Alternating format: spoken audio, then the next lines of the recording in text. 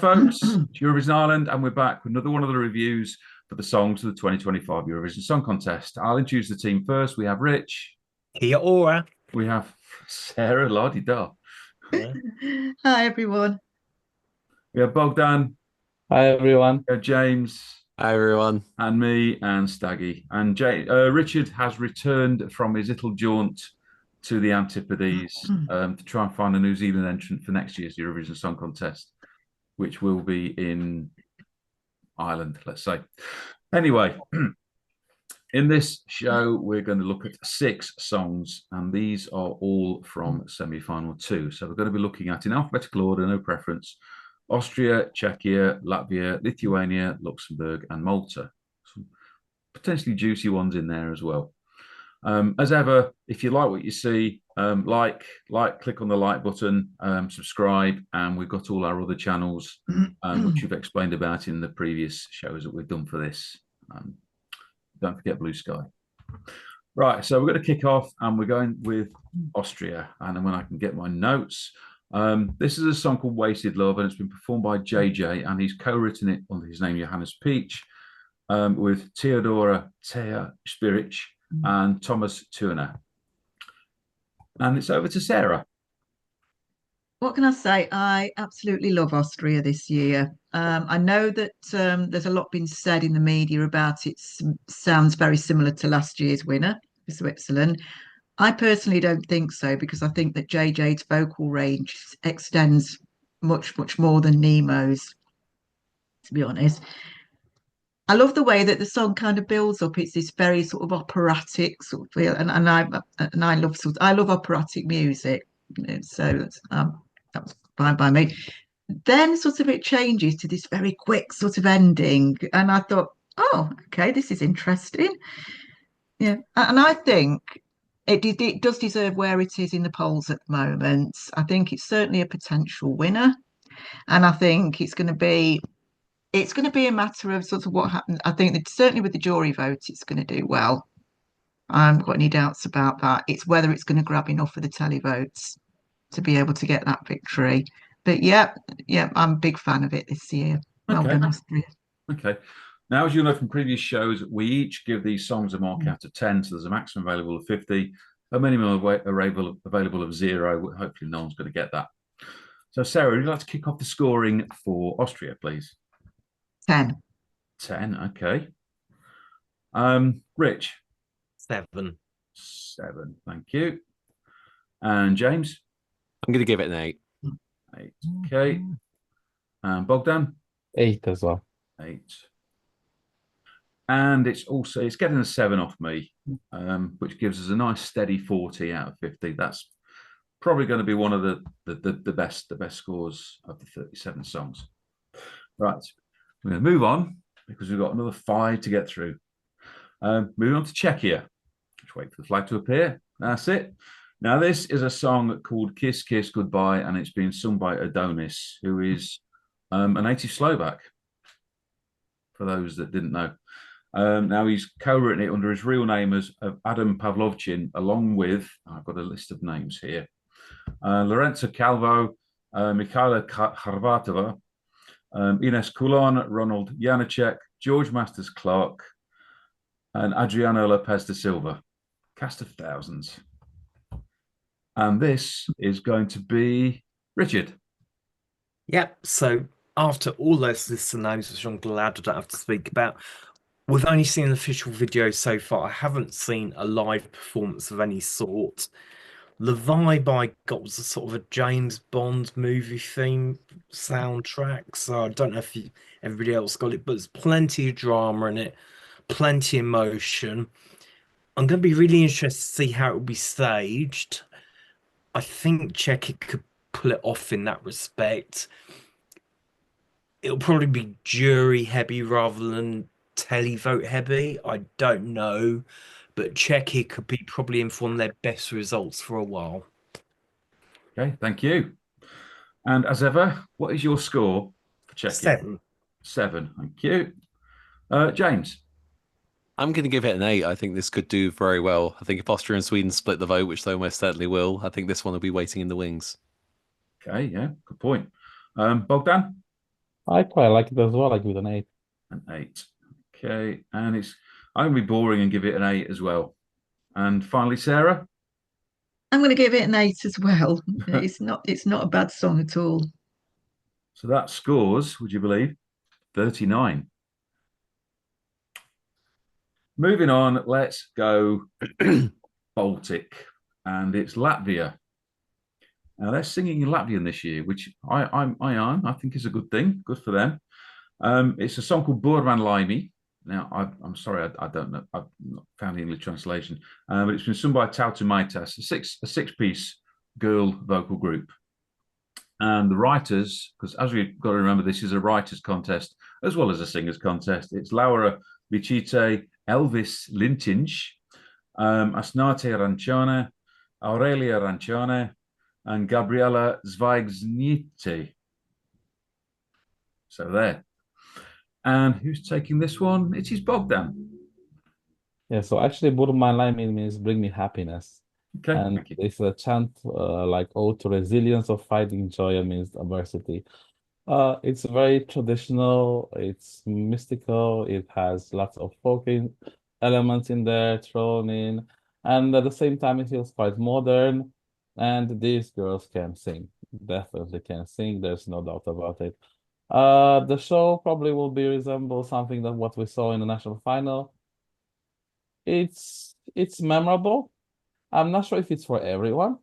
That's my only concern about it. But yeah, it's a good song, good choice. And I love that they sing in their language. Thank you, Bogdan.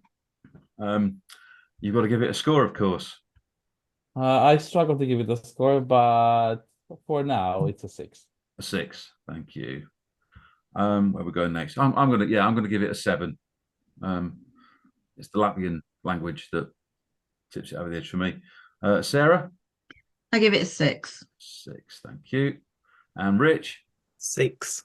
6, okay. And finally, James? I'm going to give it a 7. I quite like this one. 7. Scores a nice steady 32.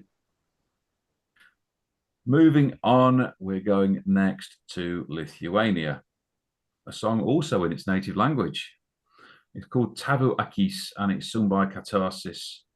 And it's been written by Lukas Radjevicius. There we go. And so it's over to James. So, similarly to Latvia, I'm really happy that they're singing in Lithuanian because we don't hear the Baltic languages very often at Eurovision. So it's nice that we get them both in one year. You know, that's just a really cool thing. The song itself, it's quite grungy, quite indie. One thing I think the lead singer does very well is he connects really well with the camera. And I think if he can keep that going on the stage in Basel, I think that can only do them good. Similarly to what Bogdan said about Latvia, I feel like this kind of music, it isn't everyone's bag, but I feel that people that like it are really going to respond to it. It's just going to be curious to see how big a voting platform that is. I know for a while they were doing quite well in the charts in Lithuania. I think they were in the top 10 for that. And a lot of people said they were in the top 10 for the betting odds as well for the second semi-final. I'm still undecided about whether this is such an easy qualifier as everyone seems to think it is. I think it's definitely going to have its fans, but I think if you love this kind of music, it's brilliant. If you struggle, then it's a little inaccessible, which I think it's not a bad thing because, you know, songs that you feel lukewarm about are going to be difficult to get votes for.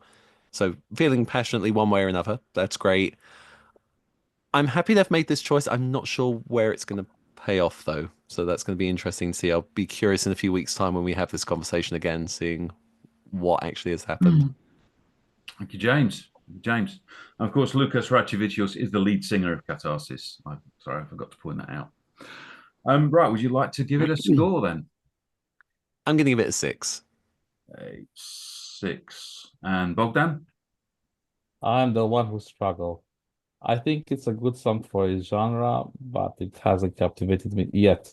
So hopefully I'm gonna have a good surprise on the night, but for now it's a 5. 5. Thank you. It's getting a 6 off me as well. Sarah? It's a 5 from me. I'm still out on it, so I'll wait and see the live performance. Okay, fair enough. And Rich? It's only a 4 from me. I'm not convinced. Okay, so that scores a nice steady 26. That's over half. Moving on, we stay with the L's, and we're going to Luxembourg. Back for the second time after a long absence. It's good to see them back. Laura Thorne is singing this one, and it's La Poupée monte le son. It's written by Christophe Houssin, Julien Salvia, and Ludovic Alexandre Vidal.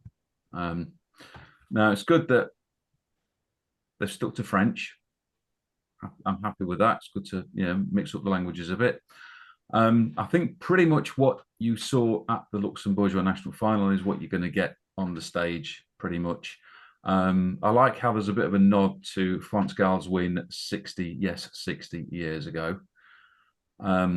Yeah, none of us were around then, honest. I was. I was born that year. Sorry, I've lost my thread now. Yeah, it's a decent, safe, bouncy song. Lots of stuff. It's maybe a bit formulaic, but that can't often be a bad thing. It's safe. I mean, safe doesn't win Eurovision these days, but it can just do enough to get it into the final. And once it gets to the final, it's game on. Staging is pretty good, pretty safe. Nice dancing number. She engages well with the camera. There's a lot of good, safe things about this one.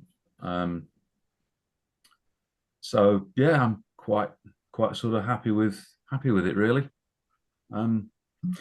So much so, I'm going to give it a 7. Sarah? I'm going to give it 7 as well. It was, when I saw the Luxembourgish national final, it was certainly the most polished act out of the selection. Okay, thank you. And Rich? 7 for me as well. James? I'm going to give it a 7 as well. I promise I do know other numbers. I'm not just copying the person before me. And finally, Bogdan? I'm breaking the cycle. 6. 6. Okay, thank you. So that scores 34. Yeah, that's a nice, fair to middling score. Now, finally, in this show, we go to the Mediterranean's happiest rock. It's Malta, yes. Miriana Conte won the Malta Eurovision Song Contest, and she's singing a song that's now called Serving. Yes. Performed in English, pretty much, yes, entirely now, since the Maltese word has been dropped. She's co-written it with Sarah Evelyn Fullerton, Matthew Macieka, and Benjamin Schmid. Of course, one of us has got to do a second review, and that honour has gone to James. Well, thank you. I bet you can't wait to see what I see about this one. So, Malta. I mean, I don't want to say this is how you make a storm in a teacup, but it kind of is. I think this is how you make people talk about your country at Eurovision. From the moment this song was announced as being in the Maltese selection, I remember the first time I heard it, my jaw just hit the floor. I was like, oh, wow. You know, you just never would imagine a song like that would go anywhere near Eurovision. With the revamp, yes, it's still very boppy. I love the way she performs it. I think she does a great job of selling the attitude of the song, and she just owns any space that she's in and sells it really well. That's fantastic.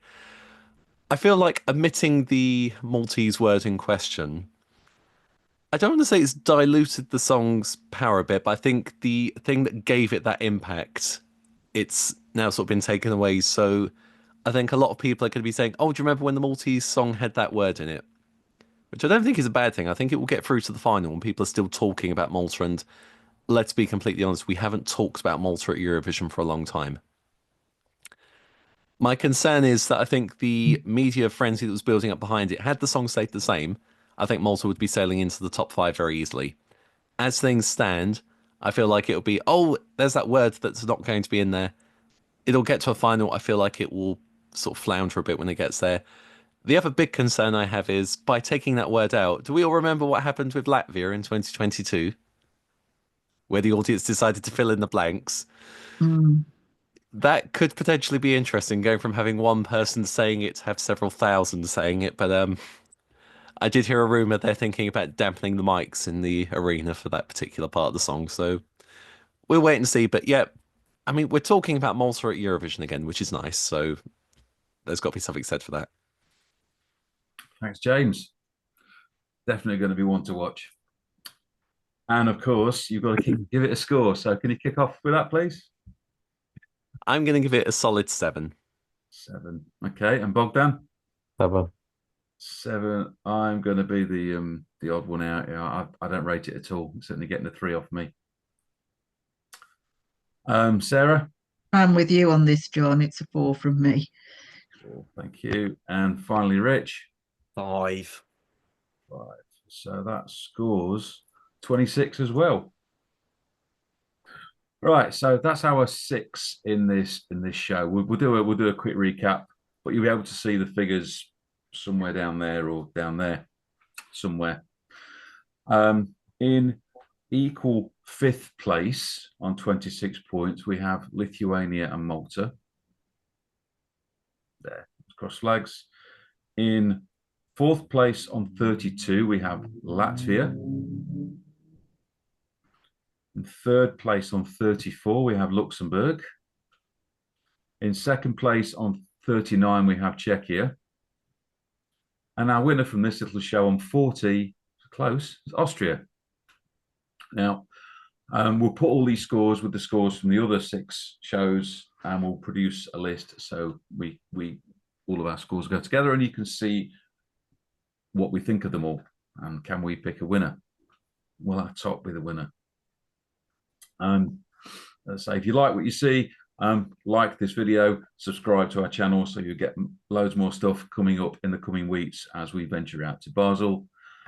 And we'll do a quick goodbye. So it's bye from James. Bye, everyone. From Bogdan. Bye, everyone. From Sarah. Bye, everyone. From Rich. Bye. And from me and Staggy. Thank you. Goodbye.